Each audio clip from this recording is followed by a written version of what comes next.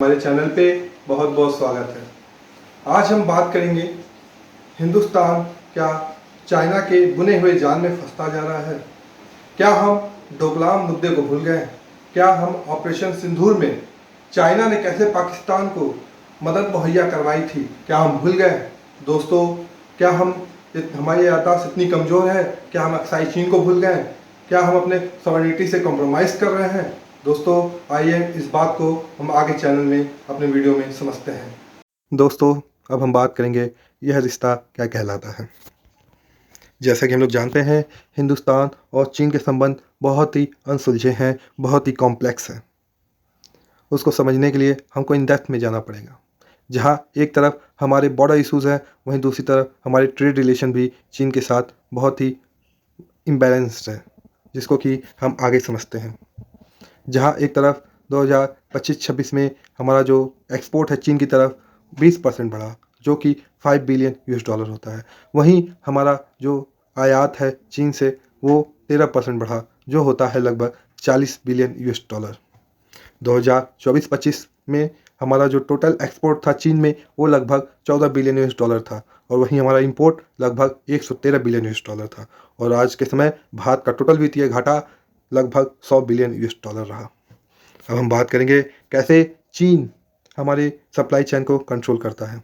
जैसा कि हम लोग जानते हैं, चीन का पूरा कंट्रोल है सोलर वेफर्स और सिलिकॉन वेफर्स पे। लगभग 96% वेफर्स चीन से ही आयात होता है।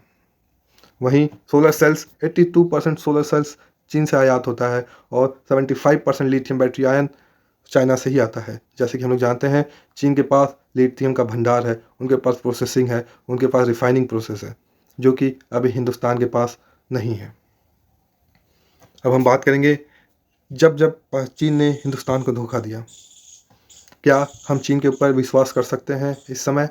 मुझे तो लगता है नहीं दोस्तों, क्योंकि ये संबंध और ये धोखा बहुत ही पुराना है। जब नेहरू जी ने हिंदी चीनी भाई भाई का नारा दिया था, तब भी चीन ने भारत को धोखा दिया। आगे इस बात को हम समझते हैं। डोकलाम से गलवान तक के इश्यूज़ को समझते हैं। अब हम बात करेंगे गलवान इशू में, जहाँ पे हमारे जवानों को शहीद कर दिया गया। हम बात करेंगे डोकलाम पे।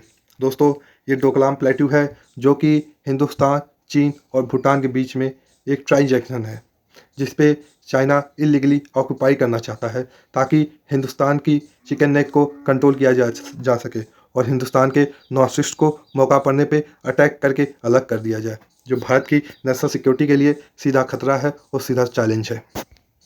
हम बात करेंगे ऑपरेशन सिंदूर की। ये बातें भी किसी से छुपी नहीं है, कैसे चीन सारे सैटेलाइट के इमेज और मैसेज पाकिस्तान को सप्लाई कर रहा था, प्रोवाइड कर रहा था ड्यूरिंग ऑपरेशन सिंदूर। अब हम बात करेंगे अक्साई चीन की। दोस्तों, हम जानते हैं हिंदुस्तान का जम्मू कश्मीर भारत का अखंड हिस्सा है। वहीं दूसरी ओर अक्साई चीन हमारे कश्मीर का ही पार्ट है, जिस पे चीन ने इलीगली ऑक्यूपाइड कर लिया है, इलीगली कब्जा कर लिया है।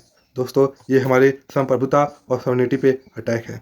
क्या हम इस बातों को भूल के चीन के साथ संबंध को सुधार सकते हैं? हमें तो ऐसा अभी नहीं लगता, क्योंकि हमारे होम मिनिस्टर श्री अमित शाह जी का कहना है कि हम अक्साई चीन को लेके रहेंगे।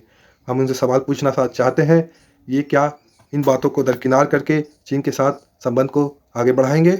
मुझे ऐसा नहीं लगता।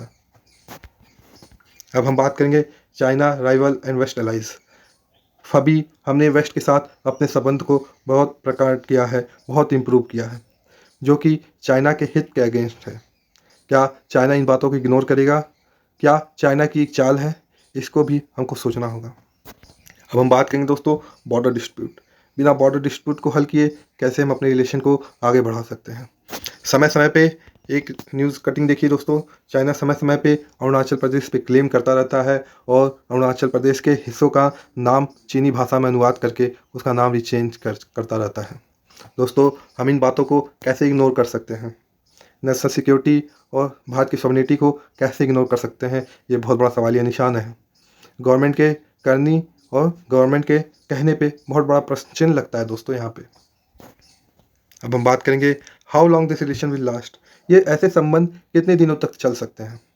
ये बहुत बड़ा क्वेश्चन है दोस्तों, जहाँ पे आधारभूत रिलेशनशिप में ही गड़बड़ी है, जहाँ फाउंडेशन ही नहीं सही है, उस रिलेशन का क्या भरोसा, कब टूट जाए, कब अच्छा हो जाए, ऐसे रिलेशन का कोई सिर पैर नहीं होता।